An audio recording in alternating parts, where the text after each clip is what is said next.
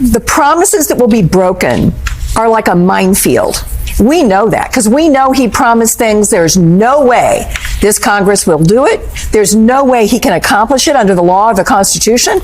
And if we get distracted by his nonsense, which we have a tendency to do.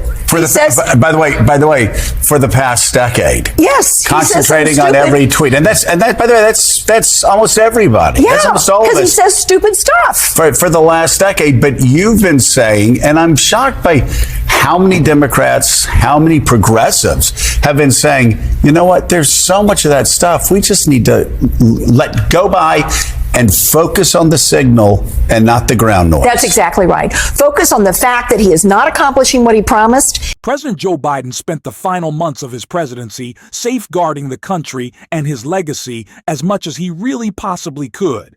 And even in the final hours of Joe Biden's presidency, he was still delivering final blows to Donald Trump, and one in particular. The last action of the Biden presidency is one that has set Donald Trump into a tailspin and has him losing his mind publicly right before his inauguration. And we are going to get into all of that. But before we do, if I could quickly ask you to leave a like on this video, and if you haven't already, you enjoy our channel, to hit that subscribe button. It goes a long way, and it really means the world to me now. As you might have expected or seen already, President Biden issued pardons for Liz Cheney, Jack Smith, General Mark Milley, and a whole host of others, and that has sent Donald Trump into a tailspin. But before we get into Trump's angry reaction in the tantrum he's throwing, I want to check out the full details of these parts. Trump said the theme of his inauguration speech today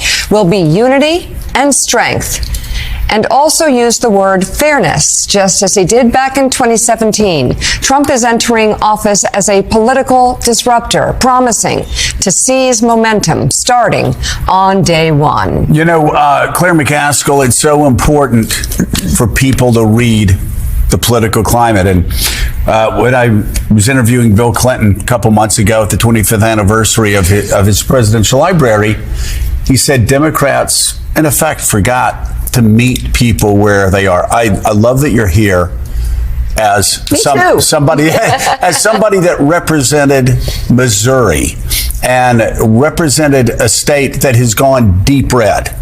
Now we can sit and grind our teeth and get angry if you're a Democrat at home and you don't like how Wisconsin accepts. But it seems to me the biggest challenge for Democrats are the Missouris that have gone deeper red. Texas, that Obama lost by 13, Hillary lost by 9, Biden lost by 5, and then boom, went the other way.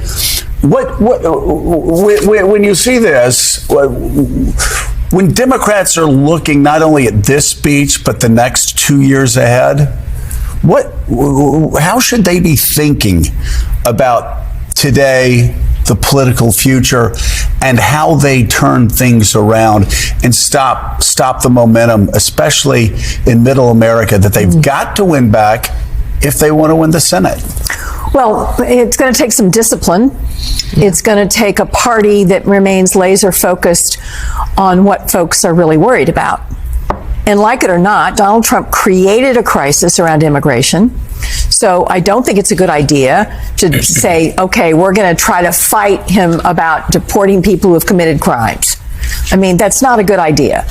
Laser focused on costs the American people, food, insurance, healthcare, and then really importantly, Joe, be a good opposition party and exposing the broken promises.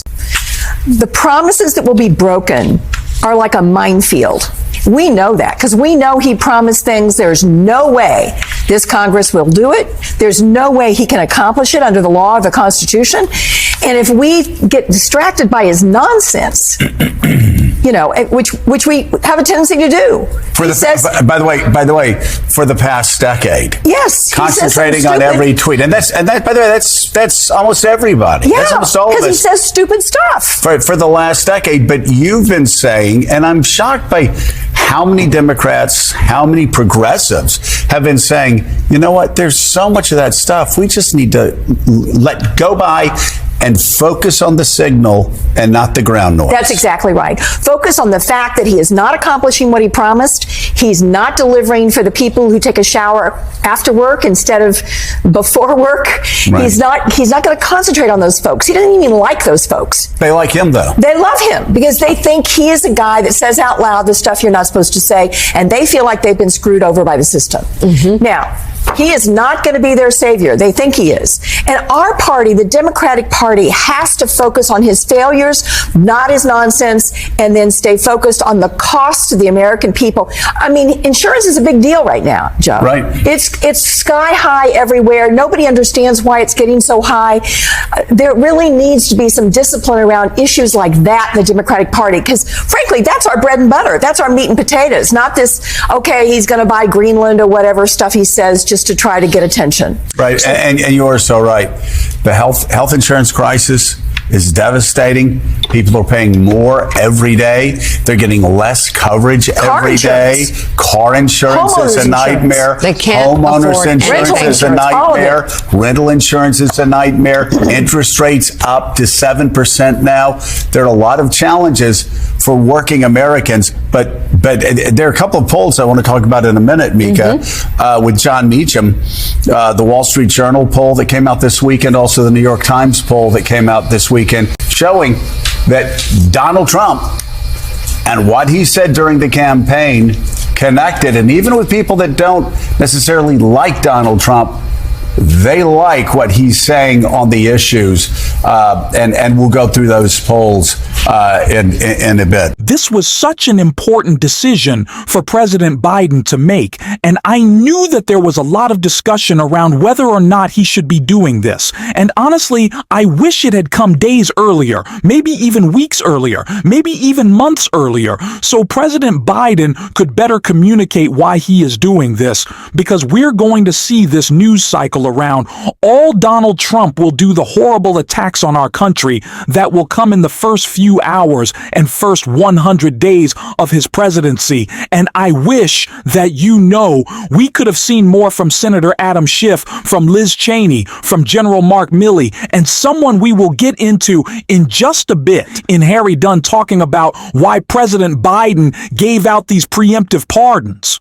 Of course, we know these people haven't broken the law. We just know that Donald Trump plans to go after them because his presidency is all about vengeance. And that's why he was so upset and absolutely melted down. As we can see right here, President-elect Donald Trump slammed President Joe Biden's last-minute preemptive pardons to several prominent political figures as disgraceful. Biden's pardons, issued on Monday, covered former directors of the National Institute of Allergy and Infectious Diseases, Anthony Fauci, retired General Mark Milley, Liz Cheney, as well as members of and witnesses of the Congressional Select Committee that investigated the January 6th Capitol riot. In his statement, the president framed the move as a necessary protection against politically motivated attacks.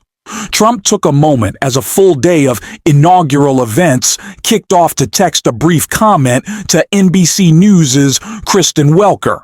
Welker tweeted, "New President-elect Trump texted me his reaction to President Biden's preemptive pardons of the January 6th committee and witnesses Anthony Fauci and Mark Milley.